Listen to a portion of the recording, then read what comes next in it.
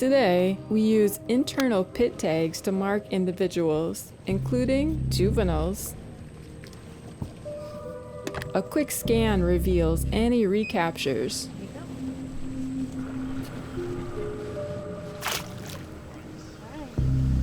It is a recap. It's an old pit tag. We've been putting new pit tags in those old. It's a non-3D. Yeah. Oh wow. So it's an old recap. So this the tag that's in this fish, it goes back at least 20 years probably. And as we collected them, we started to take tissue for genetics. We did satellite tags with the fish early on to determine, well, when the fish left the river systems, where did they go? This combination of tracking technology, genetics, and mark recapture work began revealing the incredible journey of the Gulf sturgeon. Later, buddy. There you go. Good job. Adult sturgeon migrate between the Gulf of Mexico and the river where they were born. They spend late spring, summer, and early fall in the river, then overwinter in the estuaries and Gulf of Mexico. Ike Wergen determined that there were several different groups of genetics across the Gulf. If they are mature and ready, they spawn upriver during spring. The conventional wisdom is they're just like salmon and they home to the same river that they recognize chemically. We don't know if that's how they recognize the river.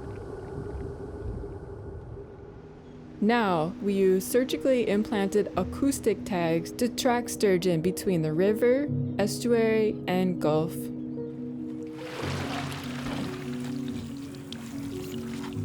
So this is one of our acoustic receivers.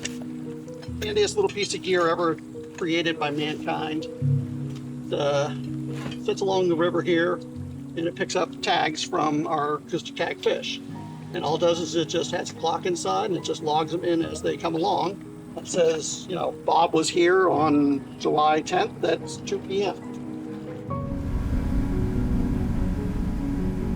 What we started to find out is that the sturgeon, when they came in the river systems, they were occupying certain areas that were very discreet, and we call those summer resting areas.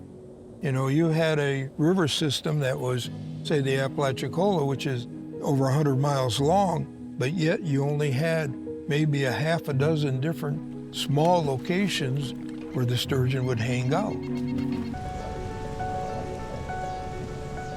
So we're going to spend a day and a half on the river and cover about 100 kilometers of the river. We're imaging the bottom of the channel. All of these shadows on the left-hand side are sturgeon, right below where the spring run plume is entering the river. They're big. They're all over a meter. This is the most major holding area on the Suwannee River, between 500 and 1,000 fish.